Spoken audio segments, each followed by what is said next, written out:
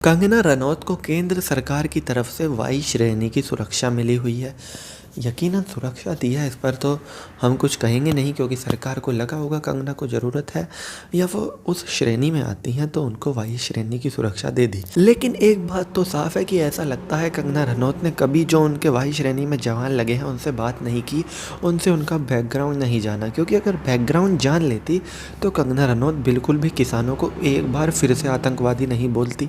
इससे पहले एक बार कंगना रनौत ने आतंकवादी बोला था, और जब उन्होंने आतंकवादी बोला था तब दिलजीत दोसांझ ने उनको कहीं तक नहीं छोड़ा था, उनके हर ट्वीट का जवाब दिया था।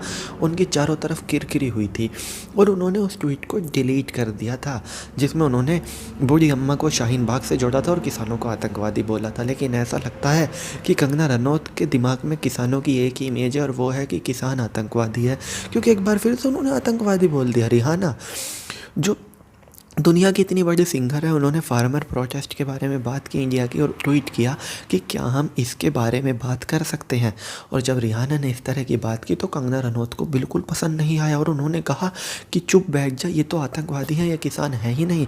मतलब जो पंजाब, आधा पंजाब बॉर्डर पे पड़ा है, वो कंगना रनौत के लिए आतंकवादी है। उत्तर प्रदेश, अगर पश्चिमी उत्तर प्रदेश के आप किसी भी गाँव में चले जाइए, हर गाँव में से कम एक आदमी तो इस वक्त गाजीपुर पे है, जहां पर राकेश टिकैत नेतृत्व कर रही हैं। सिंगू बॉर्डर पर दूसरे नेता इस प्रोटेस्ट को लीड कर रही हैं और कंगना रनौत उनको आतंकवादी बुला रही हैं, यानी कि सीधे सीधे ये उन तमाम किसानों को आतंकवादी बुला रही हैं। खैर, और हैरानी की बात तो ये है कि ये जो लोग गाजीपुर बॉर्डर पे हैं, खासकर बेशक पंजाब के लोग कंगना रनौत को इतना समर्थन ना करते हो, लेकिन गाजीपुर बॉर्डर वालों की तो फेवरेट है कंगना, और कंगना को हमेशा ही समर्थन करते थे। लेकिन अब जब उनका भी नंबर लग गया है, मतलब साफ है कंगना रनौत नहीं चाहती कि कोई भी सरकार के खिलाफ प्रोटेस्ट करे, जो भी करेगा उसको कंगना रनौत आतंकवादी बोल देंगी।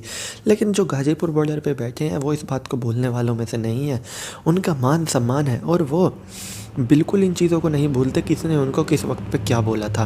और कंगना रनौत ऐसे खुले में आतंकवादी बोलेंगी, सीधा सीधा आज तो लिख ही दिया कि ये जो बैठे हैं ये आतंकवादी हैं। काफ़ी हैरानी की बात है।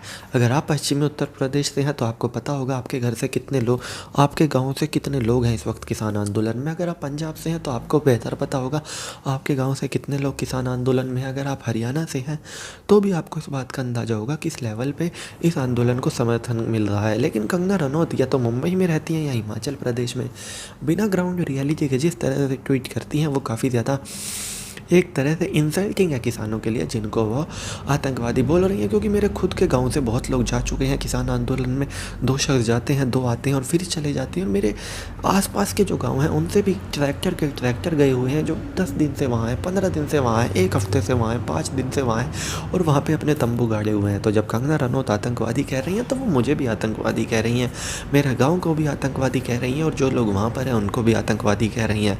और मेरे गाँव से और मेरे आसपास के गांव से जितने लोग आर्मी में हैं उसके आप फिंगर टिप्स पे तो आप गिन नहीं पाएंगे। आपको पेन और कॉपी चाहिए या कैलकुलेटर चाहिए, और उसके बाद हमको आतंकवादी बोला जाए तो यकीनन गुस्सा तो आएगा ही। लेकिन कंगना रनौत को हम सीरियसली लेते नहीं, लेकिन वो जो आतंकवादी कर रही हैं उनको यहाँ की ग्राउंड रियलिटी का नहीं पता, और कंगना रनौत को यकीनन ग्राउंड रियलिटी का तो पता होना चाहिए। कंगना रनौत एक बेहतरीन अदाकारा है, उनकी फिल्में काफ़ी चली हैं, तन्नू वेड्स मन्नू रिटर्न्स हमने भी देखी है, काफ़ी अच्छी वो एक्टिंग करती हैं।